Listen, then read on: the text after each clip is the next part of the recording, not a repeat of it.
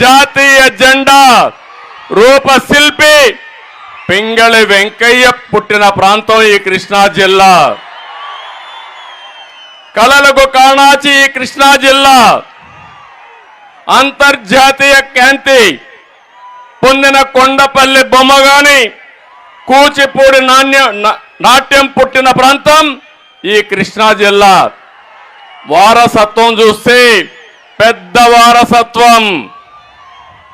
తెలుగు జిల్లాల్లో ఎక్కడా లేని వారసత్వానికి నాంది పలికిన జిల్లా ఈ ఉమ్మడి కృష్ణా జిల్లా అని చెప్పి కూడా నేను మీకు తెలియజేస్తున్నా. ఈరోజు మీరు ప్రపంచంలో ఎక్కడికి పోయినా, ఏ మూలకు పోయినా అక్కడ తెలుగు వాడు ఉంటాడు. వాళ్ళలో అగ్రభాగాన ఉండేది ఈ కృష్ణా జిల్లా వాసులే. అవకాశాలు అందిపుచ్చుకోవడంలో మీరు చాలా టాప్. ఏ అవకాశం వచ్చినా ఫస్ట్ మీరు అందిపుచ్చుకుంటారు. అలాంటి చురుగ్గా పనిచేసే ప్రజానాయకులు ఉన్నారు. ప్రపంచమంతా విస్తరించారు. సంస్థల్ని, వ్యవస్థల్ని నిర్మాణం చేశారు.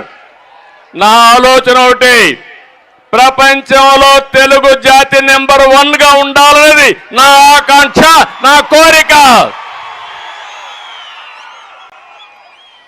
ఒక పక్క మన వాళ్ళే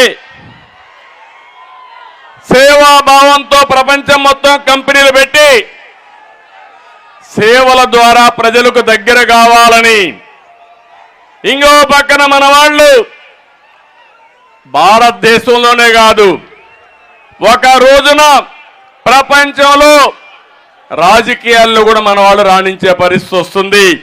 ఇది సాధ్యమని చెప్పి కూడా నేను మీకు తెలియజేస్తున్నా. తెలుగు జాతి గ్లోబల్ సిటిజన్స్ గా ఉండాలి. గ్లోబల్ లీడర్గా మారడానికి నిచ్చెనలా ఉపయోగపడింది తెలుగుదేశం పార్టీ. ఆ నిచ్చెన పైన ఎంతమంది ముందుకు ఎక్కగలిగితే, ఎంత ఎత్తు ఎదగలిగితే అంత ఎత్తు ఎదిగే విధంగా కార్యక్రమాలు చేపట్టాం.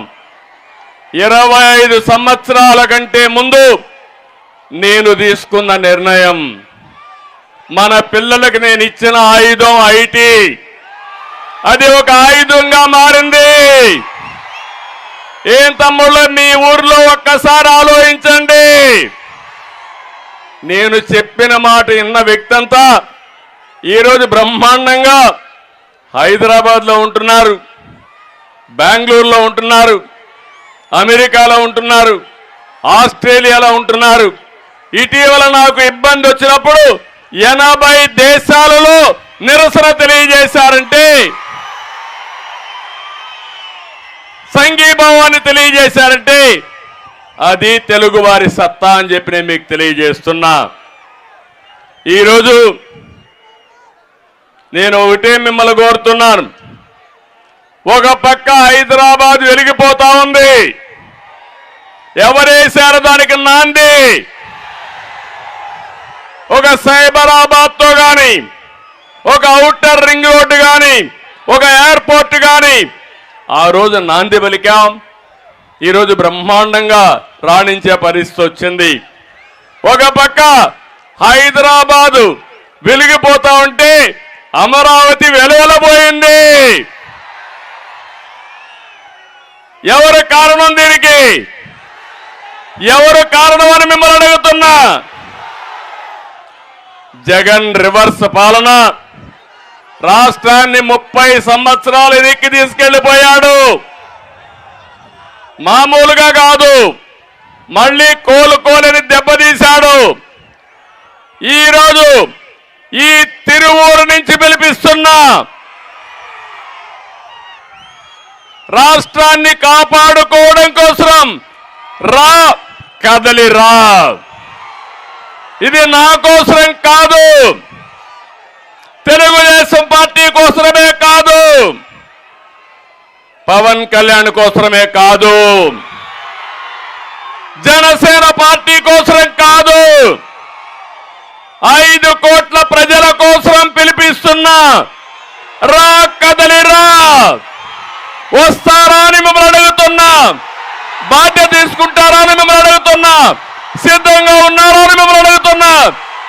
ఉన్నామంటే పిడికిలు బిగించి చూపేయండి.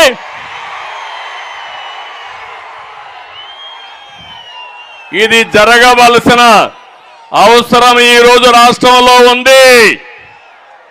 ఒక విషయం చూడండి, ఒకరి వల్ల ఒక రాష్ట్రం, ఒక తరం, 5 కోట్ల మంది ఇంతగా నష్టపోయిన సందర్భం భారతదేశంలోనే కాదు, ప్రపంచంలోనే ఎక్కడా లేదు. ఒక దుర్మార్గుడు వస్తే, ఒక అసమర్థుడు వస్తే కొంతవరకు నష్టపోతాం. కానీ ఒక దుర్మార్గుడు రాష్ట్రాన్ని సర్వనాశనం చేయడానికి వచ్చినప్పుడు తిరిగి కోలుకోలేని నష్టాన్ని మనం పడ్డామని చెప్పి కూడా నేను మీకు తెలియజేస్తున్నా. ఈ రాష్ట్రంలో అందరూ బాధితులే, అవునా కాదా? మీరందరూ కూడా బాధితులే, అవునా కాదా? బాధితులు అనుకుంటే చేలిపైకెత్తండి. నేను కూడా బాధితుడిని. వేదిక పైన వాళ్ళు బాధితులే. కొంతమంది ఎక్కువ రోజులు జైలుకు పోవచ్చు, కొంతమంది తక్కువ రోజులు జైలుకు పోవచ్చు. పోలీస్ స్టేషన్ పోనడు లేడు. ఏంటి అన్యాయం అని అడుగుతున్నా మిమ్మల్ని అందరినీ. ప్రజాస్వామ్యంలో నిద్ర లేని రాత్రులు గడిపాం, భయంకరమైన కాళరాత్రులు గడిపాం. ఏంటి అరాచకం? ఈ అరాచక పాలనకు చమర గీతం పాడాలా లేదా అని మిమ్మల్ని అడుగుతున్నా. పాడాలి అనుకున్న వాళ్ళు గట్టిగా చెప్పండి, కూడా చెప్పండి.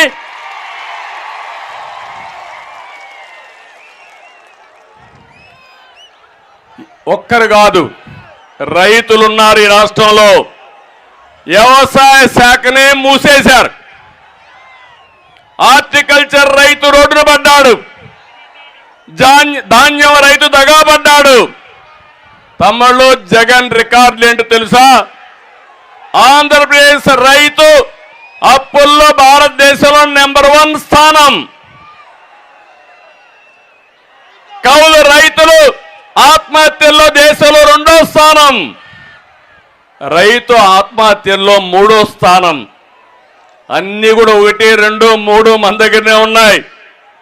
నేను అడుగుతున్నా, ఈరోజు ధాన్యం కొనేవాడు ఎవరన్నా ఉన్నారా అని అడుగుతున్నా మిమ్మల్ని.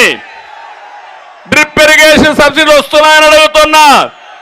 మద్దతు ధర ఇస్తున్నారని అడుగుతున్నా. తమ్ముళ్ళు, మీరు ఏం ఎక్స్పెక్ట్ చేస్తారు? టమోటోకి పొటాటోకి తేడా తెలియని ముఖ్యమంత్రి, అవునా కాదా? వ్యవసాయం చేస్తాడా? తెలుసా వ్యవసాయం?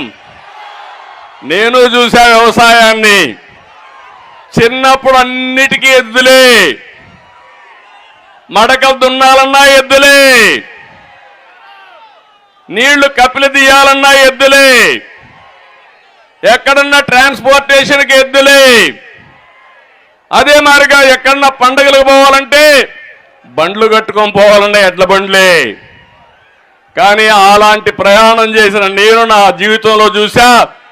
ఈరోజు డ్రైవర్ లెస్ కార్లు వచ్చేసాయి తమ్ముళ్ళు. ప్రోగ్రాం పెట్టేస్తే కారు ఎక్కితే డ్రైవరే అవసరంలా, ఎక్కడికి కావాలంటే అక్కడ దిగే పరిస్థితి వచ్చింది. అంటే ఎందుకు ఈ విషయం చెప్పానంటే, ఏదైనా సాధ్యం. అలాంటి ప్రపంచంలో మనం ఉంటే మన ముఖ్యమంత్రి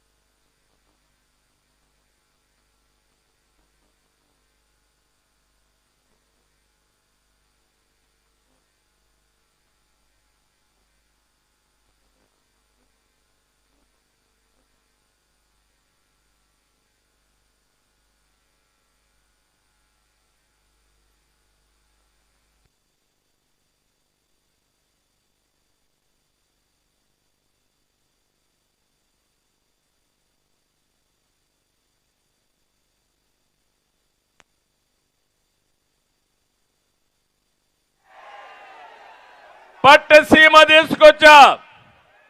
గోదావరి కృష్ణ రెండు నదుల అనుసంధానం చేసిన ఘనత తెలుగుదేశం పార్టీది.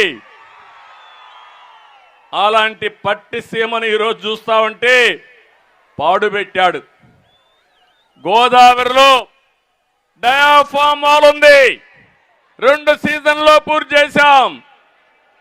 దుర్మార్గుడైన ముఖ్యమంత్రి వరద వదిలిపెట్టి అది కొట్టుకొంబేడుగా చేశాడు. కడాన ఇక్కడ ఒక మంత్రి ఉన్నాడు, ఆంబోత మంత్రి అరుస్తూనే ఉంటాడు. డయాఫామ్ వాల్ ఎక్కడుందో తెలియదా ఆ మంత్రికి, అది ఎక్కడుందంటాడు. రెండోది కాఫర్ డ్యాముల్లో మధ్యలో నీళ్లు వదిలిపెట్టే పరిస్థితికి వచ్చారు. ఇంకో పక్క బండ్ ఏదైతే కట్టామో ఆ బండ్ కూడా కుంగిపోయే పరిస్థితికి వచ్చింది. అంటే ఒక వ్యక్తి అసమర్థుడైతే ఆ వ్యక్తి ప్రాజెక్టు కట్టలేడు, అసమర్థుడుగా మనం అనుకుంటాం. ఒక దుర్మార్గుడు ముఖ్యమంత్రి అయి స్వార్థం కోసం డబ్బులకు కక్కుర్తబడి కాంట్రాక్టర్ని మార్చి ఇంజనీర్లు మార్చి మన మీద బురజల్లేదానికి ప్రయత్నం చేసి కడాన పోలవరం ప్రాజెక్టుని గోదావరిలో కలిపేశాడు. ఇది బాధ అవునా కాదా అని మిమ్మల్ని అడుగుతున్నా. ఆ గోదావరి ప్రాజెక్టు పోలవరం ప్రాజెక్టు పూర్తయి ఉంటే ఈ రాష్ట్రంలో ప్రతి ఒక్క ఎకరాకు నీళ్లు ఇచ్చేవాళ్ళం. అలాంటిది ఈరోజు ఇబ్బంది వచ్చే పరిస్థితి వచ్చింది. ఇక్కడే మీరు ఒక విషయం గుర్తుపెట్టుకోవాలి, ప్రాజెక్టులే కాదు కనీసం కాలువల్లో కూడా పుడికి తీయడం లేదు ఈ ముఖ్యమంత్రి. అలాంటి దౌర్భాగ్యం ఈరోజు. మామూలుగా ప్రభుత్వం ఎవరైనా కాంట్రాక్టర్ పని చేయకపోతే ఆ కాంట్రాక్టర్ని బ్లాక్ లిస్ట్లో పెడతాం. ఇప్పుడు కాంట్రాక్టర్ ప్రభుత్వాన్ని బ్లాక్ లిస్ట్ పెట్టి మీ పనులు మేము చెయ్యమని చెప్పే పరిస్థితికి వచ్చారంటే ఎలాంటి పరిస్థితి ఉందో మీరు ఒక్కసారి ఆలోచించండి. ఒకప్పుడు రైతులే ఆత్మహత్యలు, ఇప్పుడు కాంట్రాక్టర్లు ఆత్మహత్యలు చేసుకుంటున్నారు. ఏమనాలి ఈ ప్రభుత్వం ఘనత అని మిమ్మల్ని అడుగుతున్నా. ఇక్కడ మీరందరూ ఉన్నారు. ఈ జిల్లాలో ఏదైతే చింతలపూడి లిఫ్ట్ ఇరిగేషన్ పూర్తి చేస్తే 36 మండలాల్లో నీళ్లు వచ్చేటివి. నాకు బాగా జ్ఞాపకం, సమైక్య ఆంధ్రప్రదేశ్లో ఒకేసారి నీళ్లు ఈ ప్రాంతానికి తీసుకొచ్చాను. అంటే Nagarjuna Sagar left main canal ఉంది, అది ఎక్కడి నుంచి వస్తుందంటే నల్గొండకెళ్ళి ఖమ్మానికి వెళ్ళి తిరువూరుకు వచ్చి ఇక్కడ నూజివీడు మిగిలిన ప్రాంతాలకు పోతుంది. ఆ రోజు ఎంఆర్ఓల్ని, డిఎస్పీలని, ఆర్డీఓల్ని పెట్టి పోలీస్ ఎస్కార్ట్ పెడితే ఒక్కసారే నీళ్లు తీసుకొచ్చా. ఆ అనుభవం నాకు గుర్తుంది. అందుకే నేను ఆలోచించాను, చింతలపూడి లిఫ్ట్ ఇరిగేషన్ 4,900 కోట్ల రూపాయలు, దీన్ని పూర్తి చేసి కృష్ణా జిల్లాలో తిరువూరు కానీ, నందిగామ కానీ, లేక పక్కనుండే మైలవరం కానీ, నూజివీడు కానీ, గన్నవరం కానీ, జగ్గైపేట ఇవన్నిటికి నీళ్లు వచ్చే అవకాశం ఉంటుంది. అలాంటి ప్రాజెక్టు చేస్తే వీళ్ళు కనీసం ₹1 ఖర్చు పెట్టలేదు. 3,450 కోట్లు ఖర్చు పెట్టాం. ఈ తిరువూరు సభలో మీకు హామీ ఇస్తున్నా, ఈ ప్రాజెక్టుని పూర్తి చేసే బాధ్యత తెలుగుదేశం ప్రభుత్వం తీసుకుంటాం. ఇదే కాకుండా 410 కోట్లతో ముక్తాల వద్ద లిఫ్ట్ ఇరిగేషన్ పెడితే పేరు మార్చాడు వేదాద్రిని. మళ్ళా ఈయన వచ్చి ఫౌండేషన్ వేశాడు. కానీ ప్రాజెక్టు మీద ₹100 ఖర్చు పెట్టలా. చిత్తశుద్ధి లేని ముఖ్యమంత్రి ఇష్టానుసారంగా చేసే పరిస్థితికి వచ్చాడు. ఇక్కడనే పిట్టలవారిగూడెం ఈ ప్రాంత ప్రజల చిరకాల వాంఛ 690 కోట్ల రూపాయల ప్రాజెక్టు, 50,000 ఎకరాలకు నీళ్లు వస్తాయి. దీన్ని పూర్తి చేసే బాధ్యత తెలుగుదేశం పార్టీ తీసుకుంటామని మీ అందరికీ హామీ ఇస్తున్నా. ఇదే కాకుండా ఈరోజు ఒక్క విషయం మీరు గుర్తుపెట్టుకోవాలి, మళ్ళా సాగునీరు రావాలన్నా, రైతుల యొక్క బతుకులు బాగుపడాలన్నా తెలుగుదేశం జనసేన ప్రభుత్వం రావాలి. ఈ సైతాన్ ప్రభుత్వం పోవాలి. అప్పుడే సాధ్యం. మళ్ళా రైతే రాజుగా తయారు కావాలి. దానికోసం మేము పనిచేస్తాం. రైతు రాజ్యం వస్తుంది. 3 నెలల్లో రైతు రాజ్యాన్ని మీరు చూస్తారని చెప్పి కూడా నేను మీకు తెలియజేస్తున్నా. ఇంకో పక్కన అమరావతి రాజధాని. ఏం తమ్ముళ్ళు, ఎవరైనా రాజధానిని కాపాడుకుంటారు తప్ప ఉండే రాజధాని తీసే వ్యక్తులను ఎప్పుడన్నా చూశారా అని మిమ్మల్ని అడుగుతున్నా. సాక్షాత్తు ప్రధానమంత్రి నరేంద్ర మోడీ గారు వచ్చి మన రాజధానికి ఫౌండేషన్ వేశారు. ఎన్నికల ముందు ఇదే ముఖ్యమంత్రి చెప్పాడు, ప్రతిపక్ష నాయకుడిగా రాజధాని మారదు, నేను ఇల్లు కట్టుకున్నాను, ఇక్కడే ఉంటుందన్నాడు. నమ్మించాడు. ఇప్పుడు నమ్మక ద్రోహానికి పాల్పడ్డాడు. ఇప్పుడు వచ్చి 3 రాజధానులు అంటాడు. అక్కడ అనుకూలం కాదంటాడు, ఎక్కువ ఖర్చు అవుతుందంటాడు, నీటికి ముంపుకు గురైపోతుందని మాయమాటలు చెప్పే పరిస్థితికి వచ్చాడు. ఇవన్నీ చూస్తామంటే చాలా బాధేస్తుంది. ఆ రోజు సైబరాబాద్ నగరాన్ని నిర్మాణం చేశాను. నా కోసరం చేయలా, మా పిల్లల కోసరం చేశా, ప్రజల కోసరం చేశా. దానివల్ల వాళ్ళు బాగుపడ్డారు. ఉద్యోగాలు కావాలన్నా, లేకపోతే ఆదాయం ప్రభుత్వానికి రావాలన్నా అలాంటి సిటీ ఉండాల్సిన అవసరం ఉంది. ఈరోజు తమిళనాడుకి చెన్నై ఉంది, తెలంగాణకు హైదరాబాద్ ఉంది, కర్ణాటకకు బెంగళూరు ఉంది. ఏం తమ్ముళ్ళు మిమ్మల్ని అడుగుతున్నా, ఏమమ్మా ఆడబిడ్డలు మిమ్మల్ని అడుగుతున్నా, మన రాజధాని ఏదమ్మా? ఏ తమ్ముళ్ళు మన రాజధాని?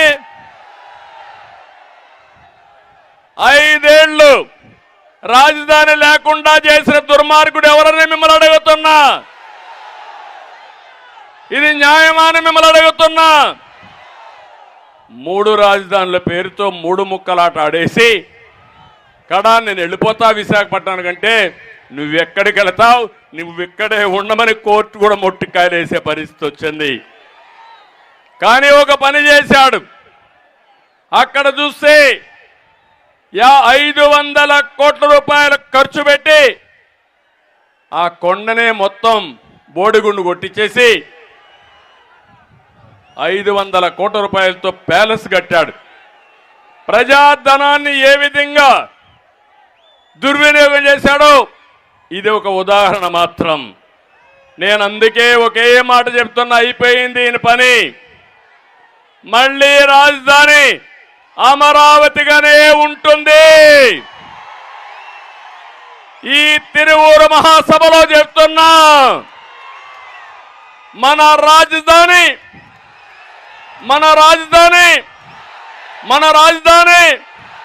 మీరు గర్వంగా చెప్పుకునే రోజు తొందరలోనే ఉంటుందని మీ అందరికీ హామీ ఇస్తున్నా. ఒకప్పుడు దేవతల రాజధాని అమరావతి, 5 కోట్ల ప్రజా రాజధాని మన అమరావతి. అది జరుగుతుందని చెప్పి కూడా నేను మీకు తెలియజేస్తున్నా. ఇంకో పక్క యువత, మా తమ్ముళ్ళు, ఎక్కడ పోయినా మా తమ్ముళ్ళు, చాలా తమ్ముళ్ళు, మహిళలు కూడా, యువతకు సంబంధించిన అందరూ పెద్ద ఎత్తున వస్తున్నారు. మీరు ప్రధాన బాధితులు. ఈ ముఖ్యమంత్రి చేతిలో జాబ్ క్యాలెండర్ వచ్చిందా అని మిమ్మల్ని అడుగుతున్నా. డిఎస్సి పెట్టాడా అని మిమ్మల్ని అడుగుతున్నా. పెట్టే ఆలోచన ఉందా అని అడుగుతున్నా. పెట్టుబడులు వచ్చాయని మిమ్మల్ని అడుగుతున్నా. తమ్ముళ్ళు, నిరుద్యోగంలో దేశంలో ఎవరు టాప్ అంటే మనమే టాప్. మొన్నే అనౌన్స్ చేశారు, 24% 15 సంవత్సరాల పైబడిన వాళ్ళు నిరుద్యోగులుగా ఉండే ఏకైక రాష్ట్రం మందే. ఉద్యోగాలు రావాలంటే పెట్టుబడులు రావాలి. పెట్టుబడులు వస్తున్నాయని మిమ్మల్ని అడుగుతున్నా. కాదు, జగన్మోహన్ రెడ్డి మాఫియాని తెస్తున్నాడు. ఇక్కడే విజయవాడలో ఎస్సీఎల్ ఉంది, ఐటీ కంపెనీ. ఆయన మన రాష్ట్రానికి వస్తే నేను స్వయంగా ఆయన నా కారులో తీసుకుని ఎయిర్పోర్ట్కి వెళ్ళి ఆయనకి సెండ్ ఆఫ్ ఇచ్చాను. దాంతో ఆయన ఆలోచించాడు, ఈ రాష్ట్రంలో పెట్టుబడులు పెట్టాలని, కొన్ని వేల మందికి ఉద్యోగాలు వచ్చే విధంగా ఎస్సీఎల్ కంపెనీని తీసుకొచ్చాం. హైదరాబాద్లో మైక్రోసాఫ్ట్ వచ్చినా, లేకపోతే అనేక ఐటీ కంపెనీలు వచ్చినా దాని వెనకాల నా కృషి ఉంది. ఈరోజు ఆటో పైలట్లో అందరూ వచ్చి పెట్టుబడులు పెట్టే పరిస్థితికి వచ్చారు. ఇంకో పక్క మనం పెట్టుబడులు తెచ్చాం. జగన్ ప్రభుత్వం మాత్రం టెర్రరిజాన్ని తీసుకొచ్చి పెట్టుబడులన్నీ తరిమేసే పరిస్థితికి వచ్చాడు. మనం ఉద్యోగాలు తెచ్చాం, జగన్ గంజాయి తెచ్చాడు. అవునా కాదా అని మిమ్మల్ని అడుగుతున్నా. ఊరూర్లో గంజాయి ఉందా లేదా? తమిళలో గంజాయి లేకపోతే మీరు అడగతారు. మీరు అడగకుండా ఉండాలంటే మీ అందరినీ గంజాయి మత్తులో పెట్టేస్తే మీరు ఏమైనా పర్వాలేదనుకుంటున్నాడు ఈ ముఖ్యమంత్రి. చాలా దుర్మార్గం. ఆ గంజాయి తప్పని నేను అడిగితే, తెలుగుదేశం పార్టీ అడిగితే, తెలుగుదేశం పార్టీ పైన దాడి చేసిన నీచులు ఈ వైఎస్ఆర్ కాంగ్రెస్ పార్టీ అని చెప్పి కూడా నేను మీకు తెలియజేస్తున్నా. మళ్ళీ అడుగుతున్నా యువతని, తమిళలో హుషారుగా ఉన్నారా లేదా? సైకిల్ ఎక్కండి. తెలుగుదేశం జనసేన జెండాలు పట్టుకోండి. ఊరూరు వెళ్ళండి. ప్రజల్ని చైతన్యవంతులు చేయండి. మీ భవిష్యత్తుకు భరోసా నాదని మరొకసారి హామీ ఇస్తున్నా. సిద్ధమా అని మిమ్మల్ని అడుగుతున్నా. 100 రోజులు ఇంకా తగ్గింది. 3 నెలలు, రోజుకు 4-5 గంటలు మీరు పనిచేయండి. మీ భవిష్యత్తు బంగారు భవిష్యత్తు చేసే బాధ్యత మన యువతని ప్రపంచంలోనే నెంబర్ 1గా తయారు చేసే బాధ్యత మాదని మరొకసారి హామీ ఇస్తున్నా. సిద్ధమా యువత అని అడుగుతున్నా. జాతికి పెద్ద ఆస్తి యువత. ఆ యువత కన్నెర్ర చేస్తే ఎవడూ బాగుపడడు. ఈ సైకో జగన్ అనుకుంటున్నాడు నేనేదో దొంగ ఓట్లు చేర్పిస్తా, రౌడీజం చేస్తా, డబ్బులు ఖర్చు పెడతా, ఎవడు కూడా ఏం చేయరు, మళ్ళా గెలుస్తాననుకుంటున్నాడు. కానీ నీ ఆటలు సాగవని గట్టిగా చెప్పాల్సిందిగా యువతను కోరుతున్నా. గట్టిగా చెప్పట్లు కూడా చెప్పాలి. తమ్ముళ్ళు, ఈరోజు నేను ఒకటి అడుగుతున్నా మిమ్మల్ని. 5 సంవత్సరాల్లో మీ జీవితాలు బాగుపడ్డాయా? ఏమమ్మా మీ కుటుంబాలు బాగుపడ్డాయా అని అడుగుతున్నా. ఒకటి కాదు, పన్నులు బాధుడే బాధుడు. మేము పెద్ద ఎత్తున ఉద్యమం చేశాం బాధుడే బాధుడు పైన. అది అయిన తర్వాత ఇదేం కర్మ మన రాష్ట్రానికనే పెద్ద ఉద్యమం చేశాం. ఇప్పుడు 2 అయిన తర్వాత రా కదలిరా కలిసి పోరాడదామని మీ దగ్గరికి వచ్చా.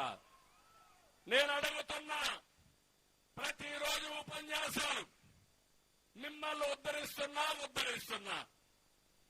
ఈ మాటలు చెప్పేది మాయగాడు. ఇదే చెప్పిన మాట అరిగిపోయిన గ్రామఫోన్ రికార్డు మారికి చెప్తానే ఉంటాడు. నేను అడుగుతున్నా, సంక్షేమ కార్యక్రమాలకు నాంది తెలుగుదేశం అవునా కాదా అని అడుగుతున్నా. సంక్షేమ కార్యక్రమాలకు ఆద్యుడు ఎన్టీఆర్ అవునా కాదా అని మిమ్మల్ని అడుగుతున్నా. ఈయన వచ్చిన తర్వాత అన్నా క్యాంటీన్ కట్ అయిందా లేదా? ఫోన్ రికార్డు మారికి చెప్తానే ఉంటాడు. నేను అడుగుతున్నా, సంక్షేమ కార్యక్రమాలకు నాంది తెలుగుదేశం అవునా కాదా అని అడుగుతున్నా. సంక్షేమ కార్యక్రమాలకు ఆద్యుడు ఎన్టీఆర్ అవునా కాదా అని మిమ్మల్ని అడుగుతున్నా. తర్వాత అన్న క్యాంటీన్ కట్ అయిందా లేదా? జ్ఞాపక పండుగ కానుక కట్, పెళ్లి కానుక కట్, చంద్రన్న బీమీ. అందుకని 3 నెలలు మీరందరూ కూడా నిర్ణయించుకున్నారు ఈ ప్రభుత్వాన్ని రద్దు చేయాలని. వైఎస్ఆర్ కాంగ్రెస్ పార్టీని భూస్థాపితం చేయాలని మీరు నిర్ణయం చేసుకునే పరిస్థితికి వచ్చారు. ఈ జలగ ప్రభుత్వం విద్యుత్ ఛార్జీలు ఏ తమ్ముళ్ళు పెరుగుతూనే ఉన్నాయా లేదా అని మిమ్మల్ని అడుగుతున్నా. 9 సార్లు పెంచారు. నేను ఆ రోజు హామీ ఇచ్చాను, కరెంటు ఛార్జీలు పెంచాలని చెప్పాను, పెంచలేదు. మళ్లీ ఈరోజు హామీ ఇస్తున్నా, కరెంటు ఛార్జీలు పెంచకుండా మీకు నాణ్యమైన కరెంట్ ఇచ్చే బాధ్యత తెలుగుదేశం పార్టీ తీసుకుంటాం. అది తెలుగుదేశం పార్టీ ప్రత్యేకత. మద్యం ధరలు ఏం తమ్ముళ్ళు బూమ్ బూమ్ అన్నీ వచ్చేసాయి. పక్కన కర్ణాటక తెలంగాణ ఉంది, అక్కడుండే బ్రాండ్ ఇక్కడ లేదు, ఉందా ఇక్కడ? అందుకే మీరంతా సాయంత్రం వెళ్ళిపోయి తెలంగాణలో తాగేసి పెట్రోల్ కూడా చౌకగా ఉంటుంది కాబట్టి మీ బండికి కూడా పెట్రోల్ వేసుకొని 2 పనులు పూర్తి చేసుకొని ఇంటికి వస్తున్నారు. అవునా కాదా అని మిమ్మల్ని అడుగుతున్నా. ఏంటి ప్రభుత్వం? కనీసం ఇంగిత జ్ఞానం లేకుండా దేశంలో ప్రపంచంలో ఎక్కడా లేని బ్రాండ్లు ఆంధ్రప్రదేశ్ తీసుకొచ్చి పెట్టాడు. అది కూడా నాసిరకం. మీ రక్తాన్ని తాగుతున్నాడు, మీ ఆరోగ్యాన్ని పాడు చేస్తున్నాడు. మా ఆడబిడ్డల తాళిబొట్టు తెంపేసే పరిస్థితికి వచ్చాడు ఈ ముఖ్యమంత్రి. ఏమన్నాడు ఆ రోజు మద్యం మీద? మద్యపాన నిషేధం పెడతారన్నాడా లేదా అని మిమ్మల్ని అడుగుతున్నా. మద్యపాన నిషేధం పెడితేనే మీ ఓటు అడుగుతా అన్నాడా లేదా అని అడుగుతున్నా. మళ్ళీ మద్యపాన నిషేధం పెట్టుకుంటే పోయాడు కానీ మద్యాన్ని తాకట్టు పెట్టి 20,000 కోట్ల రూపాయలు అప్పు తెచ్చాడంటే ఎంత దుర్మార్గం మీరే ఆలోచించాల్సిన అవసరం ఉంది. పన్నులు, పెట్రోల్ ధరలు అన్ని పెరిగిపోయినాయి. 5 ఏళ్లలో ఒక్కొక్క ప్రభుత్వాన్ని మీద 5 నుంచి 6 లక్షల రూపాయలు భారం పడింది. మీకు ఇచ్చేదెంత? 10 రూపాయలు. దోచుకునేంత? 100 రూపాయలు దోచుకునే పరిస్థితికి వచ్చాడు.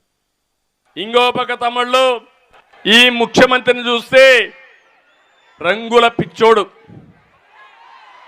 ఎక్కడ ఏది కనపడినా ఆయనకు ఆ రంగేసేయాలి, ఈయన ఫోటో వేసుకోవాలి. అవునా కాదా? ఎవరికో పుట్టిన బిడ్డకు ఈయన పేరు పెట్టుకుంటాడు. ఈయన చేయలేదు.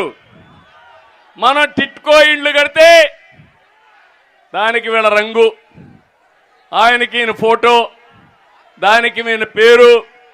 ఇది ఎక్కడ న్యాయమో నాకైతే అర్థం కావడం లేదు. కడాన మీ సర్వే పొలం రాళ్ల పైన కూడా వేశాడా? ఎంత పిచ్చోడయా! పొలాల్లో కూడా వేసాడు. కడాన మీ పట్టాదారు పాస్ పుస్తకం ఉంది, వేశాడా? ఏ బొమ్మ? ఈయన మీ అమ్మ తరపున ఏమన్నా చుట్టవా? మీ నాన్న తరపున ఏమన్నా చుట్టవా? మీ దూరపు బంధువా? ఏంటి ఆ ఫోటో? మీకు రోషం రాదు. రోషం వస్తే భయపడతారు, కేసు పెడతాడని. అవునా కాదా? అదే మీకుంది ఓటు హక్కు, ఓటు ఆయుధం. మీ వారసత్వంగా మీ తాత ముత్తాత ఇచ్చిన ఆస్తి పైన ఈ రంగుల పిచ్చోడి ఫోటో ఏంటయా? ఎక్కడికి పోతున్నా అని అడుగుతున్నా. కడాన తమ్ముళ్ళు ఇతను చూస్తే నాకు అనిపిస్తా ఉంది మరుగుదొడ్లు కూడా వదిలిపెట్టడు. అవునా? మనం 22 లక్షల మరుగుదొడ్లు కట్టాం మా ఆడబిడ్డల ఆత్మ గౌరవం కోసం. ఏమమ్మా అక్కడ ఈ పిచ్చోడు ఫోటో వేస్తాడు. అక్కడేస్తే పర్వాలా, మరుగుదొడ్డు బయట వేస్తే లోపల కూడా వేసే ప్రమాదం ఉంది. జాగ్రత్తగా ఉండండి. ఇలాంటి దుర్మార్గమైన వ్యక్తులు వచ్చి ఈ రాష్ట్రంలో ఎప్పుడైనా ఇలాంటి పరిస్థితులు ఎవరైనా చూశారు? ఎంతో మంది ముఖ్యమంత్రులు వచ్చారు పోయారు, కానీ ఇలాంటి పరిస్థితులు ఎప్పుడన్నా వచ్చాయా అని అడుగుతున్నా. నేను ఒకటే మీ అందరికీ హామీ ఇస్తున్నా, బాబు గ్యారంటీ, భవిష్యత్తు బాబు షూరిటీ, భవిష్యత్ గ్యారంటీ కింద సూపర్ 6 మీకు ఇచ్చాం. ఇప్పుడే ఊరూరు వెళ్తున్నారు, మీరు బ్రహ్మాండంగా వెళ్ళారు. ఇంటింటిని రిజిస్టర్ చేసుకోమన్నాం. మా ఆడబిడ్డలకు హామీ ఇస్తున్నా, మహాలక్ష్మి కింద. ఒకప్పుడు డాక్రా సంఘాలు నేనే పెట్టా, ఉద్యోగాల్లో కాలేజీలో రిజర్వేషన్ నేనే ఇచ్చా, దీపం నేనే పెట్టా. ఆడబిడ్డల్ని నాయకత్వాన్ని ఇచ్చి ముందుకు తీసుకుపోయా. నేను ఇచ్చిన ఉద్యోగాల వల్ల, పాలసీ వల్ల ఈరోజు వరకట్నం కూడా లేకుండా ఐటీలో మగపిల్లల కంటే ఆడపిల్లలు ఎక్కువ సంపాదిస్తున్నారంటే అది తెలుగుదేశం పార్టీ ముందు చూపు. ఆరో డాక్రా సంఘాలు పెట్టాం. దేశానికి ఆదర్శం అవునా కాదా అని మా ఆడబిడ్డలు అడుగుతున్నా. వాళ్ళ డబ్బులు కూడా దొంగిలించేస్తున్నాడు ఈ దొంగ. నేను ఒకటే హామీ ఇస్తున్నా, మళ్ళీ మహాలక్ష్మి ద్వారా నెలకు 1500 రూపాయలు ఎంతమంది మహిళలుంటే అందరికి ఇచ్చే బాధ్యత నాది. ఇస్తాం ఈ డబ్బులు. ఇదే కాదు, ఎంతమంది పిల్లలుంటే అంతమందికి తల్లికి వందనం కింద 15,000 రూపాయలు ఇచ్చే బాధ్యత తెలుగుదేశం పార్టీ జనసేనది.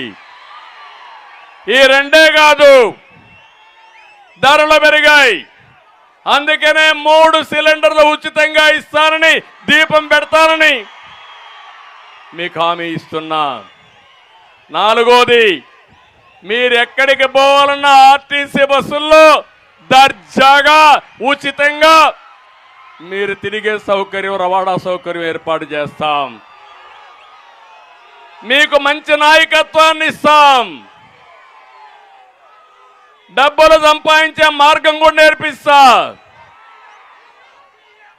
ఇదే కాకుండా మా యువత తమలో 20 లక్షల ఉద్యోగాల 5 ఏళ్లలో ప్రభుత్వంలో కానీ ప్రైవేట్లో కానీ ఇప్పించే బాధ్యత తెలుగుదేశం పార్టీది.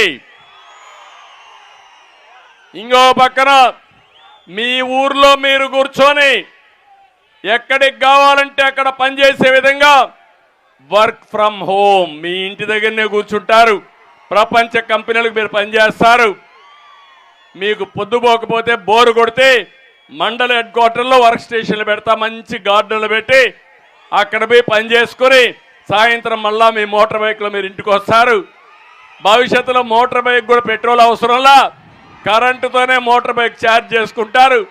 మీ ఇంటి దగ్గరనే కరెంటు కూడా ఉత్పత్తి చేసుకుంటారు. సోలార్ ద్వారా ఇంటి దగ్గర కరెంటు ఉత్పత్తి చేసుకునే పరిస్థితి వస్తుంది. మీకు ఉద్యోగం వచ్చే వరకు 3,000 రూపాయలు ఇచ్చే బాధ్యత తెలుగుదేశం పార్టీ జనసేన తీసుకుంటాం. నిరుద్యోగ భృతి ఇస్తాం. అన్నదాత కింద రైతులకు 20,000 రూపాయలు సంవత్సరానికి ఇచ్చే బాధ్యత తీసుకుంటాం. ఇది కాకుండా వెనుకబడిన వర్గాల కోసం ఒకటే హామీ ఇస్తున్నా, తెలుగుదేశం పార్టీకి వెన్నెముక వెనుకబడిన వర్గాలు, వారి వల్లనే ఈరోజు తెలుగుదేశం పార్టీ బ్రహ్మాండంగా ముందుకు పోయే పరిస్థితి వచ్చింది. మళ్ళీ జై హో బీసీ కింద ప్రత్యేక చట్టాన్ని తీసుకొస్తాం, సబ్ ప్లాన్ పెడతాం. నా వెనుకబడిన తరగతుల్ని, వెనుకబడిన వర్గాల్ని, 140 కమ్యూనిటీస్ని బాగు చేసే బాధ్యత తెలుగుదేశం పార్టీ జనసేన తీసుకుంటామని మీ అందరికీ హామీ ఇస్తున్నా. ఎస్సీలకు న్యాయం చేస్తాం, ఎస్టీలకు న్యాయం చేస్తాం, మైనారిటీలకు న్యాయం చేస్తాం. ఎంత దుర్మార్గుడంటే ఈ ముఖ్యమంత్రి ఒక దళిత డ్రైవర్ని చంపి డోర్ డెలివరీ చేసిన ఎమ్మెల్సీని ఊరేగింపుతో తీసుకుపోతారంటే ఈ పార్టీ వీళ్ళు మనుషులా రాక్షసులా నాకైతే అర్థం కావడం లేదు. దళితుల్ని అన్ని విధాల హింసలు పెట్టి వాళ్ళకిచ్చే 30 ప్రోగ్రాములుంటే అవన్నీ కూడా రద్దు చేసిన వ్యక్తి ఈ ముఖ్యమంత్రి. బడుగు బలహీన వర్గాల్ని పూర్తిగా చిన్న చూపు చూసే పరిస్థితికి వచ్చాడు. మా ఆడబిడ్డలందరికీ హామీ ఇస్తున్నా, ప్రతి ఒక్క ఇంటికి మంచినీళ్ళు తీసుకొస్తాను. రక్షిత మంచినీటి పథకాలు పెట్టి కొళ్ళాయి ద్వారా ప్రొటెక్టెడ్ వాటర్ ఇచ్చే బాధ్యత తెలుగుదేశం పార్టీ తీసుకుంటాం. ఇప్పటికే పక్క రాష్ట్రంలో ఇంటింటికి నీళ్లు ఇచ్చే పరిస్థితికి వచ్చారు. ఇవన్నీ కూడా సూపర్ 6 కాకుండా ఇప్పుడు చెప్పినట్టే కాకుండా ఎస్సీల కోసం, ఎస్టీల కోసం, మైనారిటీ కోసం, బీసీల కోసం ఏం చేస్తామో తొందరలోనే ఒక ఎలక్షన్ మేనిఫెస్టో తీసుకొస్తాం. జనసేన తెలుగుదేశం తొందరలోనే అనౌన్స్ చేస్తామని చెప్పి కూడా నేను మీకు తెలియజేస్తున్నా. తమ్ముళ్ళు, ఈరోజు నిన్న మొన్న చూస్తున్నారు, జగన్మోహన్ రెడ్డి ఎమ్మెల్యేలు నమ్మడం లేదు. అవునా?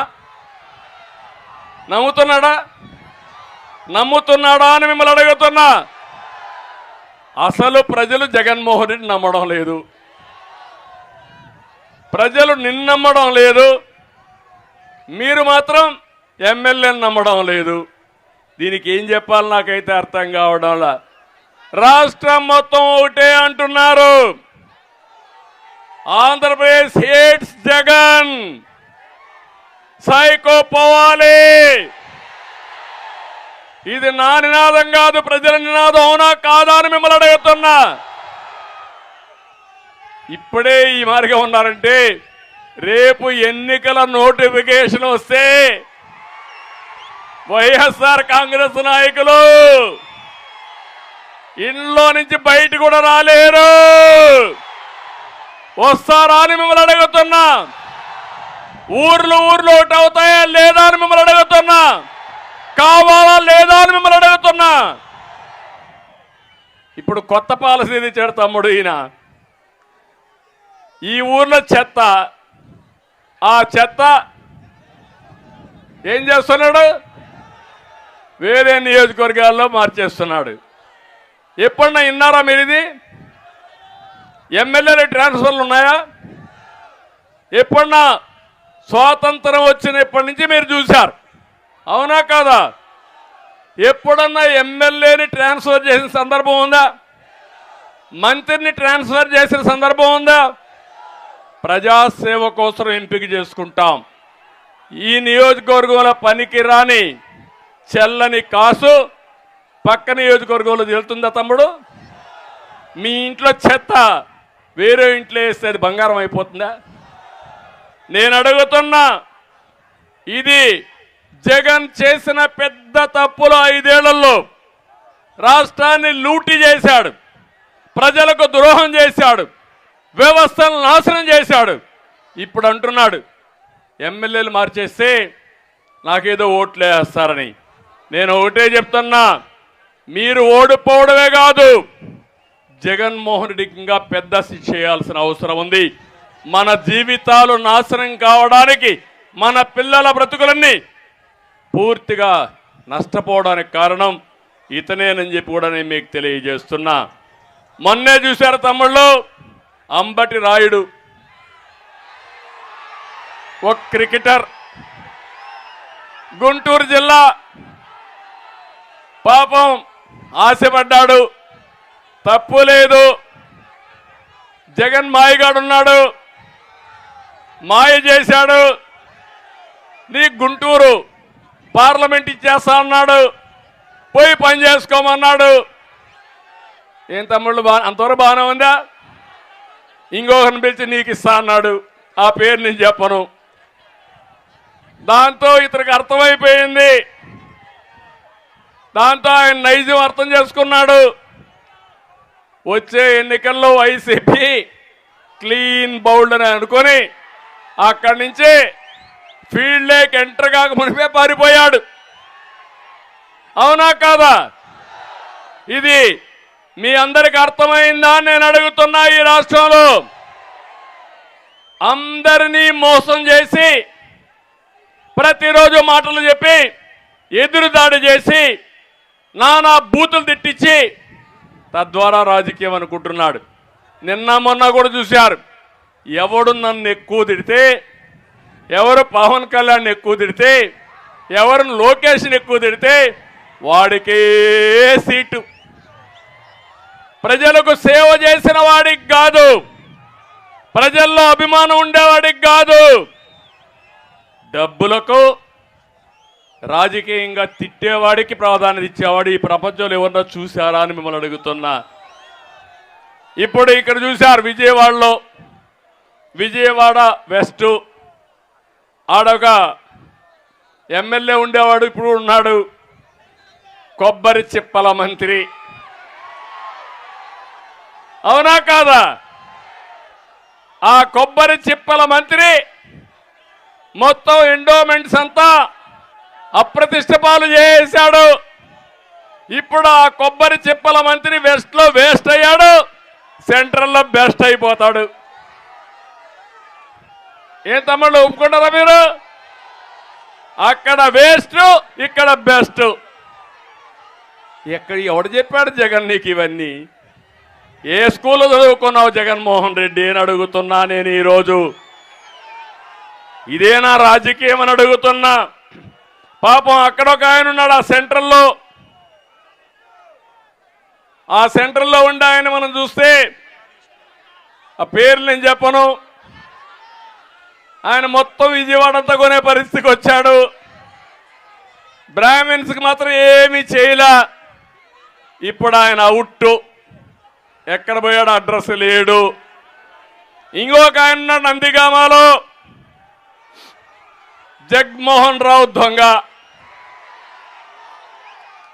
అన్నీ ఆయనకే కావాలి. ఎవరన్నా కానీ నో అంటే మొండి తోక మొండికేస్తాడు.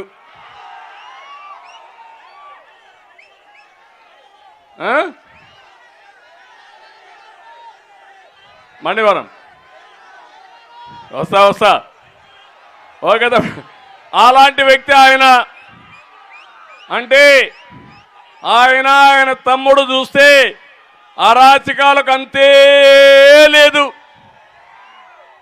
ఇంకో పక్క జగ్గాయిపేటలో ఉండే ఆయన, ఇంకా ఆయన చెప్పక్కర్లేదు. కడాన కొడుకే డ్రగ్స్ రవాణాలో పట్టుబడే పరిస్థితికి వచ్చాడు. ఇంకో పక్క మైలవరం గురించి నేను మాట్లాడాల్సిన అవసరం లేదు. ఇక్కడికి వచ్చినప్పుడు తిరువూరులో రక్షణ నిధి కాదు, భక్షణ నిధి, మొత్తం భూ సెటిల్మెంట్లు, రెవెన్యూ ఆక్రమాలు అన్నీ ఇనివే. ఏం తమ్ముళ్ళు వీళ్ళ ప్రజాప్రతినిధిని అడుగుతున్నా మిమ్మల్ని అందరినీ. ఎవరు తయారు చేశారు వీళ్ళని? ఎవరు తయారు చేశారు వీళ్ళని అడుగుతున్నా మిమ్మల్ని. అందుకే నేను ఒకటే మిమ్మల్ని కోరుతున్నా, మిమ్మల్ని ఆలోచించమంటున్నా. ఈయన తప్పులు చేసి, తప్పులు చేయించి వాటాలు పంచుకుని దొంగలు ఊర్లు పంచుకున్నట్టు వీళ్ళంతా రాష్ట్రాన్ని దోపిడీ చేసి ఇప్పుడు ఎమ్మెల్యేలు మార్చేసి, ఎందుకంటే అర్థమైపోయింది సర్వేలో, ఇంటికి పోతున్నామని అర్థమైపోయింది, సినిమా అయిపోయింది. ఎట్టి పరిస్థితుల్లో గెలుస్తారా తమ్ముళ్ళు? ఎవరికైనా నమ్మకం ఉందా అని అడుగుతున్నా.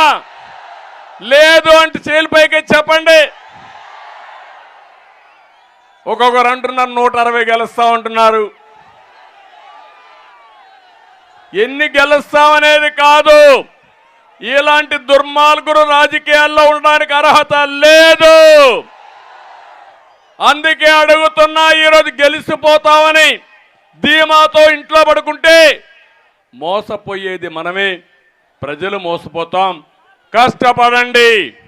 జనసేన తెలుగుదేశం పార్టీ కార్యకర్తలకు విజ్ఞప్తి చేస్తున్నా, ఇంటింటికి తిరగండి, ప్రజల మద్దతు కూడగట్టండి, ప్రజా చైతన్యం తీసుకురండి. ఈ రాష్ట్ర భవిష్యత్తు కోసం ప్రజల్లో ఉత్తేజాన్ని తేండి, వాస్తవాలు చెప్పండి.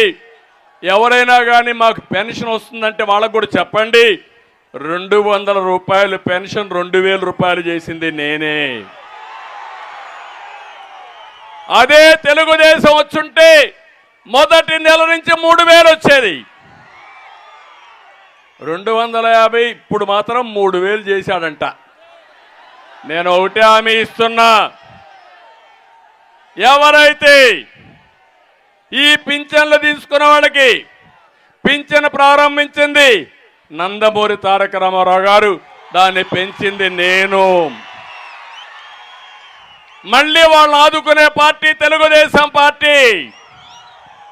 ఇంకో పక్క ఇక్కడికి వచ్చినప్పుడు పిట్లవారిగూడెంలో నేను ఇప్పుడే చెప్పాను, ఎత్తిపోతుకలు చేయాలని చేస్తాం.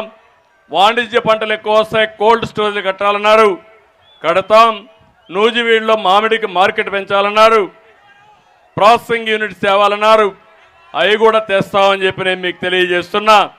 ఇవి కాకుండా ఇంకో పక్కన ఇక్కడ ఏ కొండూరు, విస్సన్నపేట, గంపలగూడెం ఇక్కడ కిడ్నీ వ్యాధులున్నాయి, చాలా తీవ్రంగా ఉంది. ఇది ఎంతవరకు ఉందంటే ఏ విధంగా అయితే ఉద్దానం ఉందో ఆ ఉద్దానం మారిగా ఇక్కడ కూడా ఆ సమస్య ఉంది. తప్పకుండా శ్రద్ధ పెట్టడమే కాకుండా ఈ సమస్య పరిష్కారానికి, ఈ సమస్య నియంత్రణ కోసం తెలుగుదేశం పార్టీ జనసేన కృషి చేస్తామని చెప్పి కూడా నేను మీకు తెలియజేస్తున్నా. కట్టలేరు పైన వినగడప బ్రిడ్జి బాబు రావాలి, బ్రిడ్జి కట్టాలి. 26 కోట్లు హామీలు మాత్రం ఇచ్చారు. హామీలు ఎక్కడికి పోయినాయి తమ్ముళ్ళు? కోటలు దాటాయి. మాటలు కోటలు దాటాయి, చేష్టలు మాత్రం గడప కూడా దాట్లా. ఇంకో పక్కన టిట్కో ఇళ్ళు, నేను పేదవాళ్ళకి ఆస్తి ఇవ్వాలనుకున్నా, అవి కూడా నాశనం చేశారు. మళ్ళా హామీ ఇస్తున్నా, మీరు ఆ టిట్కో ఇండ్లు పూర్తి చేసే బాధ్యత, మీకు శాశ్వతంగా ఆస్తి కల్పించే బాధ్యత తెలుగుదేశం పార్టీ తీసుకుంటామని హామీ ఇస్తున్నా. ఇప్పుడు నేను అడుగుతున్నా, తెలుగుదేశం జనసేన కూటమి రావాలన్నా లేదా అని మిమ్మల్ని అడుగుతున్నా. అవసరం ఉందా లేదా అని మిమ్మల్ని అడుగుతున్నా. అయితే నేను చెప్పిన దానికి రా కదిలి రాని గట్టిగా పౌరుషంగా పిడికిలి బిగించి చెప్పాలి, లౌడ్గా చెప్పాలి, రా కదిలిరా చెప్పాలి. తెలుగు జాతి స్వర్ణ యుగం కోసం, తెలుగు ప్రజల ఆత్మ గౌరవం కోసం, స్వచ్ఛమైన ప్రజా పాలన కోసం, తెలుగు జాతిని నెంబర్ 1 చేయడం కోసం, పోలవరం పూర్తి కోసం, అమరావతి రాజధాని కోసం, చింతలపూడి లిఫ్ట్ ఇరిగేషన్ కోసం, మన బిడ్డల ఉద్యోగాల కోసం, ఆడబిడ్డల రక్షణ కోసం, రాష్ట్రాన్ని కాపాడుకుందాం. సిద్ధంగా ఉన్నారా? ఇంకా నా బాధ్యత, పవన్ కళ్యాణ్ బాధ్యత, తెలుగుదేశం బాధ్యత, లేకపోతే జనసేన బాధ్యత అనుకుంటున్నారా అని మిమ్మల్ని అడుగుతున్నా. నేను చెప్పింది మీకు అర్థమైందా అని అడుగుతున్నా. నా ఆవేదన, 45 ఏళ్లుగా నన్ను గౌరవించారు. నేను కూడా నా శక్తి ఎంతుంటే అంత ఉపయోగించి పనిచేశా. ఒక తృప్తి నాకుంది. కానీ ఈరోజు రాష్ట్రం ఇబ్బందుల్లో ఉంది. దుర్మార్గుల చేతిలో ఈ రాష్ట్రం బలైపోయే పరిస్థితి వచ్చింది. మళ్ళీ 10 కోట్ల జనాభా తెలుగు జాతి ఉంటే 5 కోట్ల మంది ఆంధ్రప్రదేశ్ రాష్ట్రంలో ఉన్నారు. వారి భవిష్యత్తు కోసం ఆలోచిస్తున్నా. నన్ను ఆశీర్వదించండి, మాతో నడవండి, ముందుకు నడిపించండి. మీరు ఒక అడుగు వేయండి, మేము 100 అడుగులు నడిచే విధానాన్ని మేము నేర్పిస్తామని మీ అందరికీ హామీ ఇస్తూ మరొక్కసారి పిలిపిస్తున్నా. ప్రతి ఒక్కరూ ఆలోచించండి. నేను 2వ రోజు ఈ కార్యక్రమం రా కదిలిరా, ఇంకొక 20 కార్యక్రమాలు ఉన్నాయి. ఈ 20 కార్యక్రమాల లోపల ప్రతి ఒక్క ఇంట్లో చర్చ జరగాలని, ఈ రాష్ట్రాన్ని కాపాడే బాధ్యత ఏదైతే ఆ అబ్బాయిని చూశారు మధ్యాహ్నం భోజనం లేకుండా తెలుగుదేశం పార్టీ జెండా పట్టుకొని తండ్రి భుజం మీద ఎక్కి ఆ పిల్లలు మేము సైతం రా కదిలి రా అంటున్నారు. ఆ సీన్ నాకు కనపడాల, ప్రతి ఒక్క ఇంట్లో కనపడాలా.